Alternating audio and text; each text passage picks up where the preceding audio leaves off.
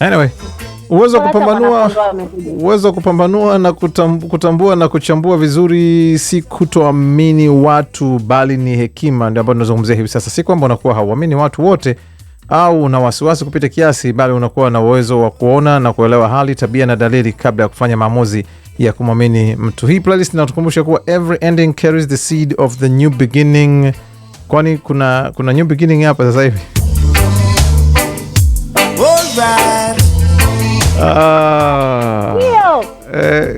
Tumemsikia mshikaji mwenyewe kukwambia ilibidi tu aflashi, afunike nini, mwanadamu apite aanze tena. Okay, ngoja kwanza tucheki Aithan. Aithan vipi? Safi kabisa. Okay. Tuanze kucheki. Okay. Mbona Lucy anacheka?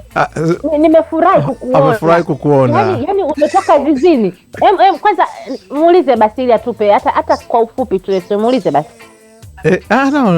Hebu tuambie nini kiliwahi kukukuta nayo? Shai kuchapwa nayo? Shai kumwamini mtu? Kwanza nilikuwa nafuatilia nikawa inanisumbua sana. Bwana, mimi nakumbuka kwanza simu yangu ilikuwa ni simu yangu ya kwanza kumiliki, nilitapeliwa. Simu yangu ya kwanza kumiliki. Of course niliokota. Sikuwahi kununua. Miaka ya nyuma sana. Nimetoka nyumbani naelekea mjini. Niko na simu zile za button zile. Nimetoka nyumbani naelekea town. Sasa nikafika mahali nikakutana na jamaa mmoja. Mimi Kahama ndo nyumbani, sawa? Ngoja, uliibiwa Kahama? Kahama, yani sio Dar es Salaam, bora ningekuwa Kahama. Alafu sasa sikia. Alafu sio tu Kahama kwamba labda Kahama mjini, no, yani mtaani. Okay, history time. Kilichotokea ni kwamba mimi nimetoka nyumbani naenda mjini. Nimetoka natembea kwa mguu niende mjini. Nikakutana na jamaa mmoja. Mimi nimezaliwa Kahama, nimekulia Kahama, lakini naujua Kahama ni mji wa dhahabu. Umeona? Kuna machimbo sana ya dhahabu. Lakini mimi sikuwahi kuiona dhahabu kwa macho hivi. Oh boy. Sasa naona tunakoelekea. Yule jamaa kanisimamisha bwana. Yule jamaa aliponisimamisha, mimi bwana, changamoto sana hii. Kwamba ule binadamu, kwamba unataka umsikilize mtu ana shida gani, ana issue gani, labda unaweza kumsaidia mahali. Jamaa kanisimamisha, kijana, samahani. Jamaa alikuwa ameenda age kidogo. Kwa enzi hizo mimi nilikuwa na miaka kama 10 na kitu hivi. Mzee kwenye age ya kuaminika. Alikuwa na age, yani ukimwona ni mtu kijana wa makamo, yani maana kama miaka kama 30 na kitu hivi. Okay. By that time. Alikuwa kama nani boss wetu? Okay, kama unamuona bandia hivi. Sawa. Ngoja. Age ya nani ambao mnaizungumzia hiyo miaka 30 na kitu? Nakwambiaje, by that time huyo mtu alivyokuwa anaonekana kimuonekano, yani kama age yako tu hivyo. Haoni mtu ambaye unaweza kwa watu wawili tayari mmesha nituhumu. Mtu wa kwanza akasema kwamba smile yako inaiba. Haya, twende. Mwingine amezungumzia age yako, sawa? Anakaa ni mtu ambaye ukimwangalia unamtafsiri ni mtu ambaye ni mtu. Unajua, ngoja nikwambie. Tukienda saizi mimi na bandio tukienda mahali, yeye anaonekana mtu wa heshima kuliko mimi, kwa sababu mimi naonekana ni kama kwa age yangu naonekana kama muhuni. Yeye akionekana ni mtu wa heshima, mtu wa familia. Mtu fulani ambaye anamawaidha, akizungumza kitu anasikilizwa kuliko mimi. Sasa yule jamaa akanisimamisha. Kuaminika, nimekubali. Yule jamaa akanisimamisha bwana. Akaniambia, bwana vipi? Shwari. Sasa sikiliza. Mimi bwana hapa niko na mzigo, ila sijui pa kwenda kuuza na mimi hesabu hizo zinanisumbua. Umeona? Aithan, hapo unaamini kwamba unakuja kuuziwa dhahabu? Wasikiliza. Okay, twende. Ananiambia, mimi hapa nina mzigo. Alikuwa na bahasha. Sikiliza mkuu, sikiliza. Ana bahasha. Kama mtu umekaa mkoani, unajua zile barabara za, achana barabara za lami, kabla barabara haijapigwa lami huko unakuwa na barabara zile za Molam. Zile za Molam nyekundu ile. Ilikuwa ni barabara ya Molam by that time. Sasa hivi wamepiga lami kila sehemu. Akaniambia kwamba akaniambia, bwana, mimi na mzigo hapa nataka nikauze, lakini sielewi mzigo gani. Akaniambia, bwana, kuna dhahabu hapa. Kuna dhahabu. Lakini mwenye dhahabu naye niko naye. Unamwona jamaa kule nyuma? Akaonyesha kuna jamaa fulani anazuga nyuma. Eti kama jamaa, yule jamaa ndo mwenye dhahabu. Hii dhahabu, huyo jamaa yeye yani ndo basi kabisa, yeye hata kusoma hajui. Wewe na Kiingereza chako cha ugoko ukaingia mkenge. Sasa hapa ananiambia mimi hapa at least najua kusoma, lakini mimi kwenye masuala ya fedha na nini kuna vitu vingi sielewi. Sasa mimi nikajiona mimi ndo accountant, ndo kontawa, yani mimi ndo nikajiona ndo kontawa. The champion. Kusoma najua hesabu najua, hesabu fedha najua, kwa mahesabu hata wakisema gramu moja ni shilingi kadhaa, najua gramu 10 itakuwa ni shilingi. Nikamwambia sawa, tunafanyaje? Nikamuuliza sasa tunafanyaje, nikawa nimeshaingia kwenye game. Hapo Aitha, ni hapo tayari umesha imagine nyumba, usha imagine pikipiki hapo, simu mpya. Kaniambia hivi, kama ulikuwepo, alizungumzia masuala ya pikipiki. Akaniambiaje, mimi hizi tukiuza hizi, yana hapa mdogo wangu hapo unapata pikipiki zako 5 unaingiza barabarani. Baada ya mimi na pikipiki. Basi mimi nikamwambia, ndio ananiambia hivyo, mimi basi poa, tunafanyaje? Nikamuuliza mimi hapo, nikamuuliza tunafanyaje, maana mimi hata simjui sonara. Akaniambia hapa cha kufanya kwanza hapa ni kuwasiliana na madalali. Kuna watu ambao tukiwasiliana nao hapa tayari chapu tu mambo yanaenda. Hebu njoo kwanza tumsogeze pembeni ambapo hamna watu. Mimi najua tunambeba yule, ndio tunampeleka machinjoni, kumbe mimi ndio napeleka machinjoni. Sinaelewa. Anamwambia afu yule jamaa ni Msukuma. Anamwambia yule jamaa ambaye ndo sisi sasa ndo tunatakiwa kumtapeli. Yaani sisi ndo tunatakiwa kumtapeli yeye. Yeye ni Msukuma. Akaniambia bwana njoo. Akawa tufuate yule jamaa. Utaamini nikikwambia kwamba huo muda wote, amini kwamba huo muda wote mimi naongea na huyu jamaa mtu A. Sasa ananiaminisha kwamba sisi ndo tunamzunguka mtu B, kumbe mimi ndo namzunguka. Sasa akaniambia maana yake ni kwamba kama mimi ningekuwa nimefikiria utu nikataka kumwokoa yule jamaa ningejiokoa mwenyewe, sio? Unaelewa? Hapo funzo la kwanza hilo. Akaniambia kwamba dhahabu hizi hapa, akanionyesha, alifungua kwenye karatasi, akanionyesha hivi kama punje za uburu kama 4 hivi. Anashunaona hizi mzigo huu hapa, kweli nikaona mzigo. Mimi hapo kumbuka sijai kuiona dhahabu, kwa I can't differentiate kati ya dhahabu halisi na fake. Nafamba. Alivyoanza kunionyesha akazikunja kunja, bwana nikuonyesha kitu hapa. Akazikunja kunja, nilikuwa nimevaa sweta. Sijui kama utaona. Unaona kama hivi. Akaweka hapa, alafu akakunjia. Akaniambia sasa hizi wewe kaa nazo. Yaani kwanza ngoja kwanza. Kwa hiyo hizo zimewekwa kwenye sweta lako wewe sasa. Yaani hapa anachokifanya ni kwamba alichukua dhahabu zilizo kwenye bahasha. Yaani ananionyesha kwamba kiasi gani mimi naaminika. Yaani kwamba mchongo mzima mimi ndo nimesimamia show. Unaelewa? Akachukua zile dhahabu, kwa maneno yake ni dhahabu, akanikunjia kwenye mkono wa sweta, akaniambia sweta lako. Akaniambia wewe sikiliza, wewe zuga hapa na huyo mshikaji. Kaa hapa. Tumesimama pembezoni. Bwana wewe, tumetoka barabara kuu yenye watu, tumeingia barabara ambayo ni ya mtaani. Ina miti tu mapoli. Hapo tamaa ishakwambia kwamba tunaenda kumpiga huyu jamaa, atalia kilio cha mbwa mdomo juu. Yaani mimi hapo nasemaje? Kweli kufaana. Huyu jamaa amekaa machimboni miezi 3, miezi mingapi anachimba dhahabu hizi, sasa hivi na sisi tunanufaika nayo. Nikasema kweli kufaana. Nimechukua, akaniambia kwamba anachokifanya yeye anataka akimbie mjini mara moja. Imagine anachokifanya, akaniambia mimi nakimbia mjini natangulia, naenda kuongea na wale masonala, wewe cha kufanya tukutane mjini. Mimi nakuacha na huyu jamaa hapa, nakuachia dhahabu uje nazo, usinigeuke ukakimbia. Sasa cha kufanya wewe usije ukanigeuka, na ili kusudi ni kuamini, usije ukanigeuka, nipe hela yote ulionayo. Nikamwambia hapa mbona kama nina 600, nilikuwa na shilingi 600. Mbona kama nina 600? Akaniambia naiomba. Nikampa 600. Akaniambia hauna hela nyingine kabisa? Nikamwambia sina hela. Hauna mtu anaweza kumpigia akatuma hela? Nikamwambia sina. Anambia una nini hapo mfukoni? Nikamwambia nina simu. Kisimu kidogo kile cha kuokota, cha kwanza cha kumiliki. Ndio mokota? Ndio, lakini simu kwa thamani yake ni kama saizi uniambie simu nilionayo, unaelewa? Ndio simu ulionayo, yani kwa thamani yake enzi hizo, hiyo simu ambayo ndio nimeokota. Hiyo uliokota au tayari ulikuwa umeshaanza kupiga trend?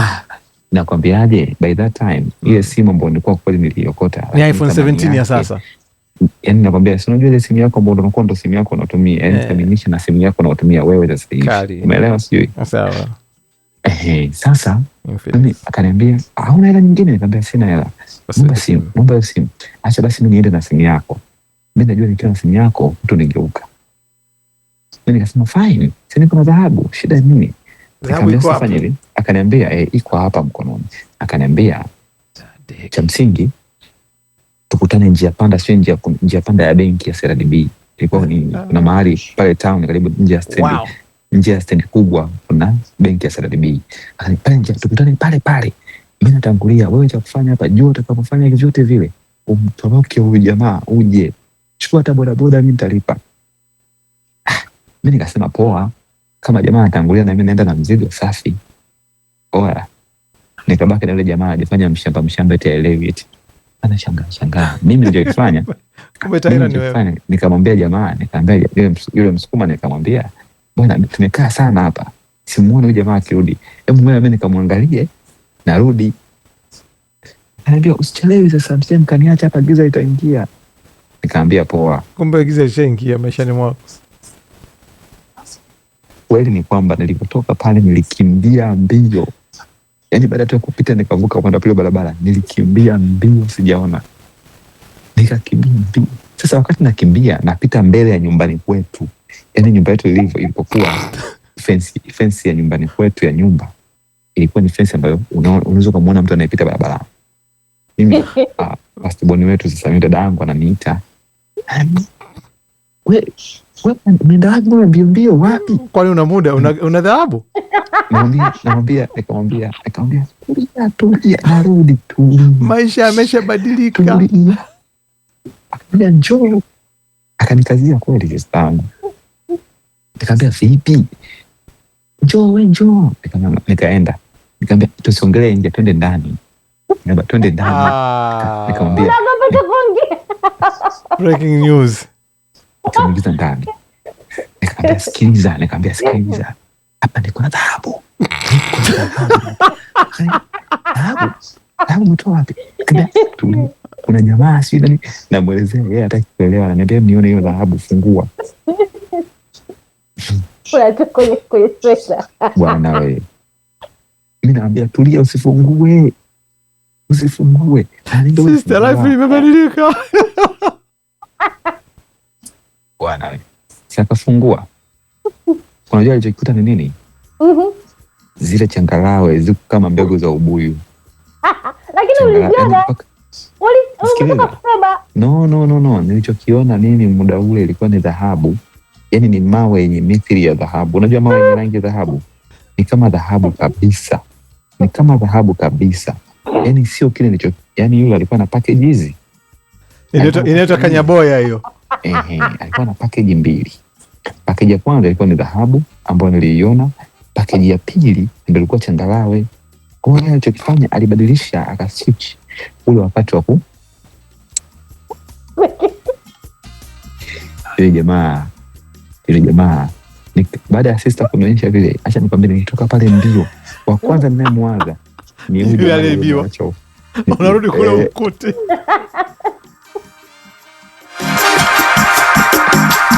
Hii ni Kwanza Radio.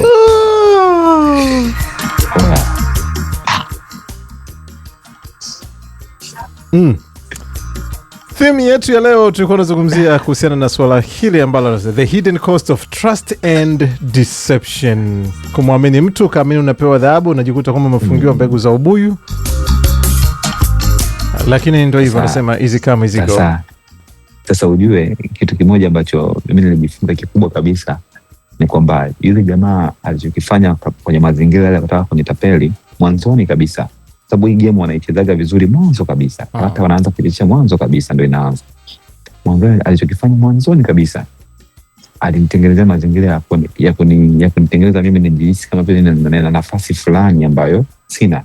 Yaani kiwalisia sina. Umeona? Yaani kwamba tunakutegemea wewe. Yaani wewe ndo yaani wewe ndo game changer hapa. Yaani wewe ndo kontao, wewe ndo unaendesha. Wewe ndo mayele.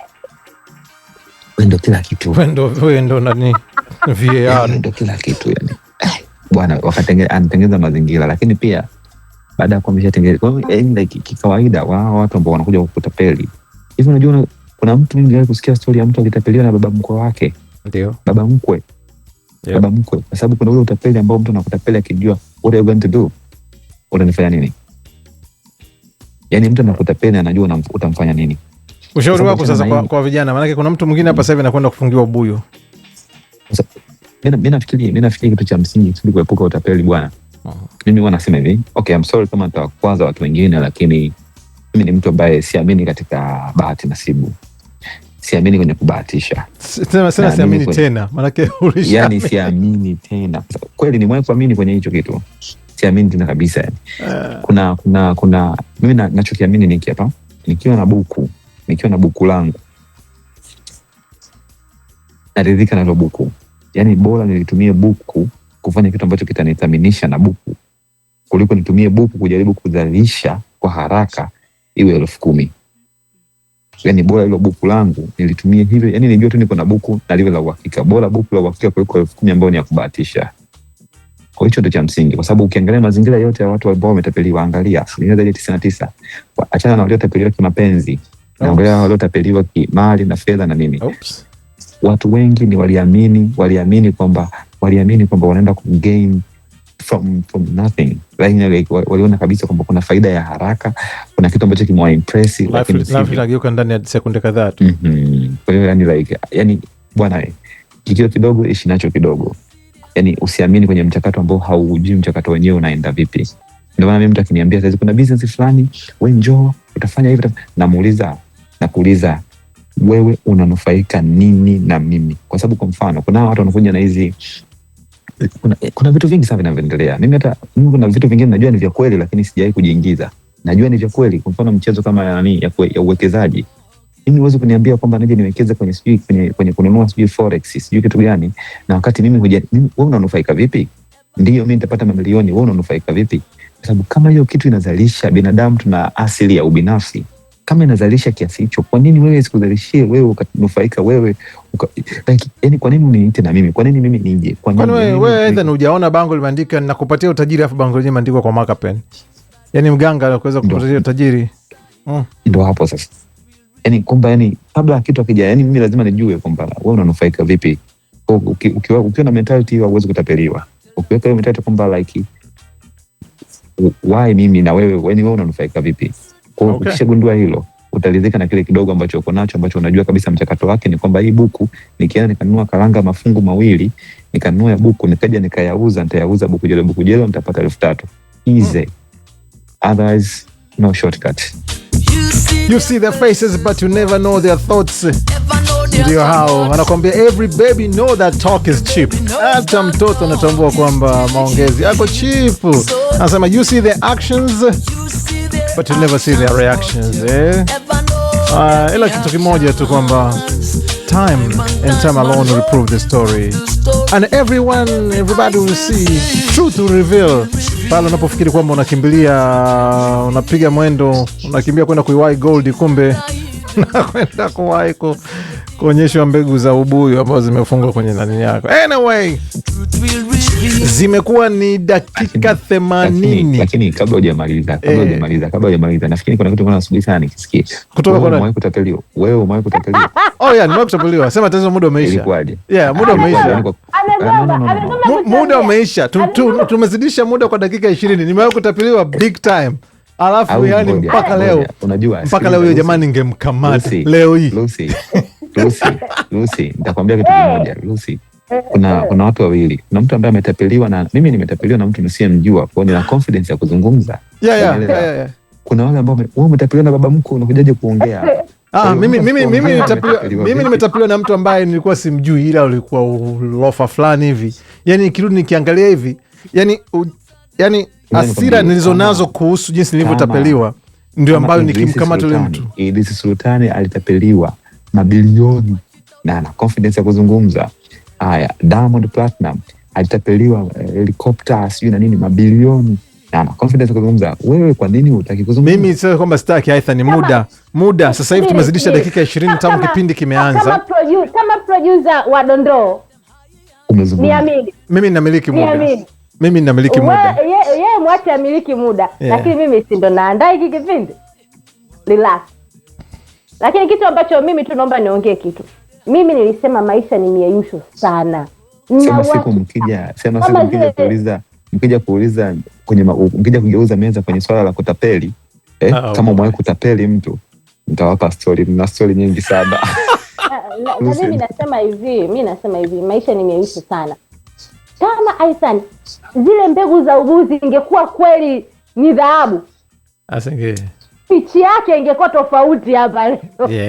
Yaani nakwambia Lucy, kuna pande hizi mbili. Kuna kutapeli na kuna kutapeliwa. Leo tunazungumzia kuhusu kutapeliwa, lakini pia nakwambia na kukumbusha hichi kitu. Hapa duniani ni kama msituni. Wanakwambia usipokula unaliwa. Kwa hiyo utachagua wewe ule au uliwe.